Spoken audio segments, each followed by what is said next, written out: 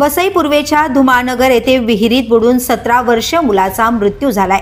रविवारी दुपारी 12च्या सुमारास ही घटना घडली आहे। शमशुल खान असे बुडून मृत्यू झालेल्या मुलाचे नाव आहे।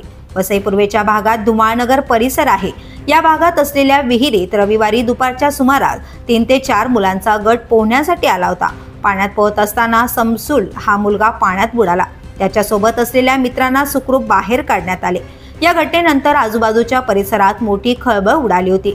येथील सामाजिक कार्यकर्ते नागेश शेळके यांनी याची माहिती पालिकेच्या अग्निशमन दलाला दिली। यानंतर त्यांनी शोध कार्य करून जवळपास 5 तासानंतर शमशुल याला विहिरीतून बाहेर काढण्यात आले।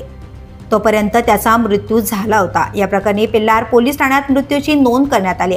या घडलेल्या घटनेमुळे आजूबाजूच्या परिसरात हळहळ व्यक्त केली जाते। आठवडाभरापूर्वी तुंगारेश्वर येथील नदीत बुडून 2 तरुणांचा मृत्यू झाला होता। सातत्याने अशा बुडून मृत्यू होण्याच्या घटना समोर येत असल्याने नागरिकांमधून चिंता व्यक्त केली जाते। वसईच्या धुमाळनगर येथील या विहिरीत नेहमी स्थानिक मुले पोहण्यासाठी उतरतात।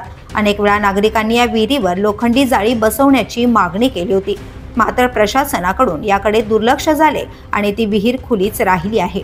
या घटनेमुळे परिसरात हळहळ व्यक्त केली जात असून तातडीने सुरक्षा जाळ्या बसविण्यात यावी अशी मागणी सामाजिक कार्यकर्ते नागेश शेळके यांनी केली आहे।